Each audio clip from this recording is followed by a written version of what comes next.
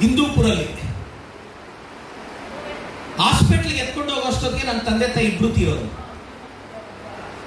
ನನಗೆ ಅವತ್ತು ಅನ್ನಿಸ್ತು, ಏನಾದ್ರೂ ಇನ್ನೊಂದು ಅರ್ಧ ತಾಸು ಬೇಗ ಬಂದಿದ್ರೆ ನಮ್ಮಮ್ಮ ಉಳ್ಕೊಳ್ಳೋರಲ್ವಾ. ಅದಕ್ಕೆ ನಾನು ಗೆದ್ದ ಮೇಲೆ ಚಿಕ್ಕಬಳ್ಳಾಪುರ ತಾಲೂಕಲ್ಲಿ 10 ಆಂಬ್ಯುಲೆನ್ಸ್ ಬಿಟ್ಟಿದ್ದೀನಿ. 1, 2 ಅಲ್ಲ, ಶೋಕಿ ಬಿಡ್ತಾರಲ್ಲ ಕೆಲವರು ಫೋಟೋಗಳು ಹಾಕೊಂಡು, ಶೋಕಿ ಆಂಬ್ಯುಲೆನ್ಸ್ ಅಲ್ಲ ಅದು.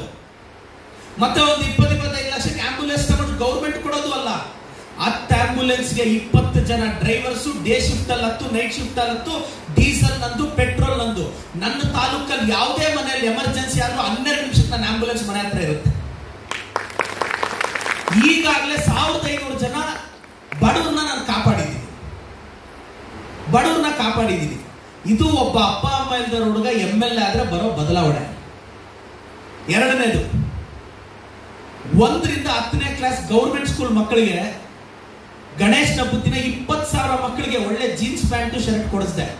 ಯಾರೋ ಕೇಳಿದ್ರು, ಯಾಕೆ ಹುಡುಗರಿಗೆ ಖರ್ಚು ಮಾಡ್ತೀಯ, ದುಡ್ಡು ಖರ್ಚು ಮಾಡ್ತೀಯ ಅಂತ. ನಾನು ಹೇಳಿದೆ, ಚಿಕ್ಕ ವಯಸ್ಸಲ್ಲಿ ಅವ್ರಿಗೆ ಅನಿಸ್ಬೇಕು ನಾವು ಯಾರಿಗಿಂತ ಕಡಿಮೆ ಇಲ್ಲ ಅಂತ.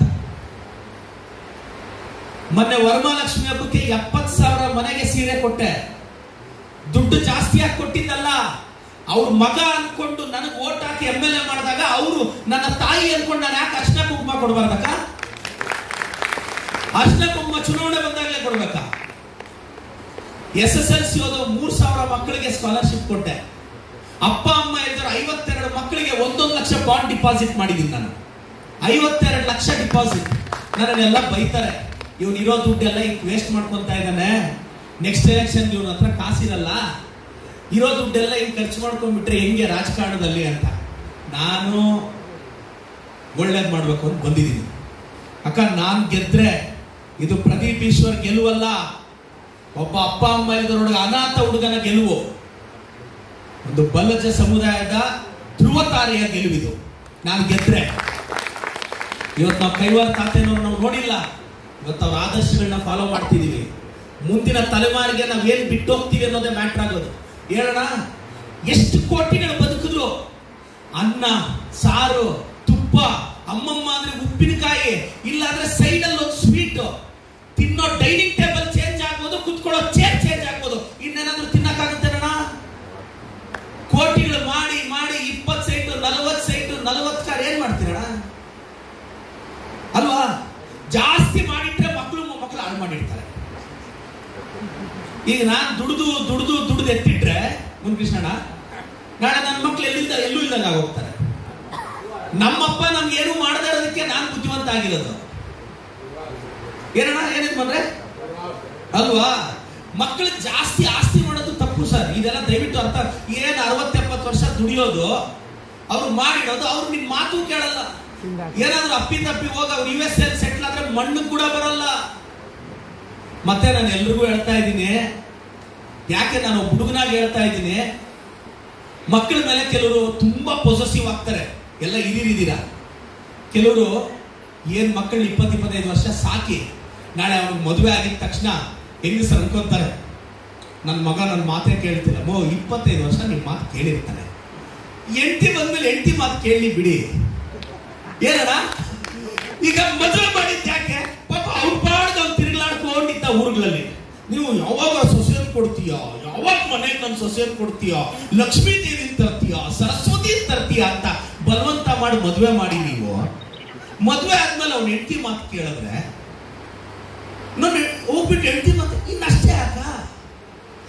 ನಿಮಗೆ ಹೆಂಗೆ ನಿಮ್ಮ ಮಕ್ಕಳು ಮುಖ್ಯನೋ, ನಿಮ್ಮ ಮಕ್ಕಳಿಗೆ ಅವ್ರ ಮಕ್ಕಳು ಮುಖ್ಯನಕ್ಕ, ನೀವಲ್ಲ.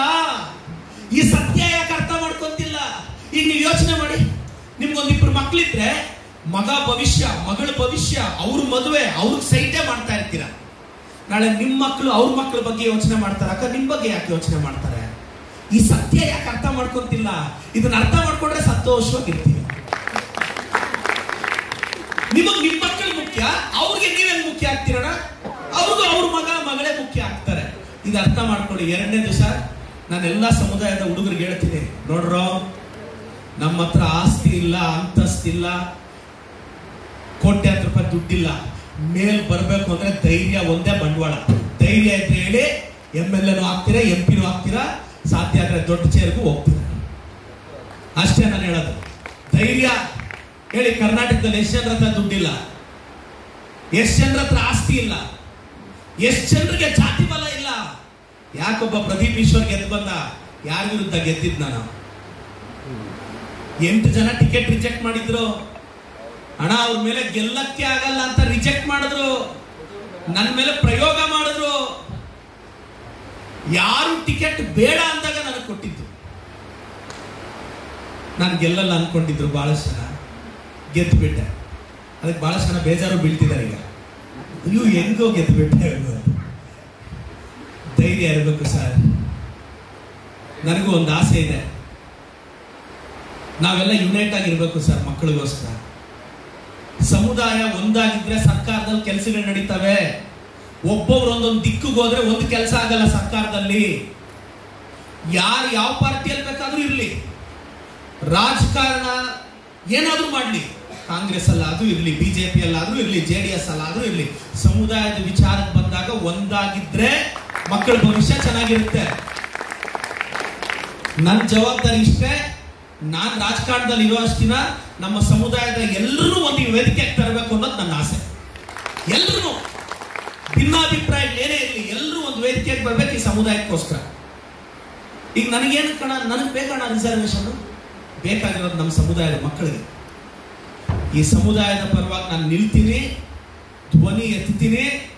ನನಗೆ ಭಯ ಗೊತ್ತಿಲ್ಲ, ನಾನು ಯಾರಿಗೂ ಎದುರಲ್ಲ. ಕರ್ನಾಟಕದಲ್ಲಿ ನಾನು ಯಾರಿಗೂ ಎದುರಲ್ಲ. ನಾನು ಎದುರೋದು ನಮ್ಮ ಅಪ್ಪ ಅಮ್ಮಗೆ.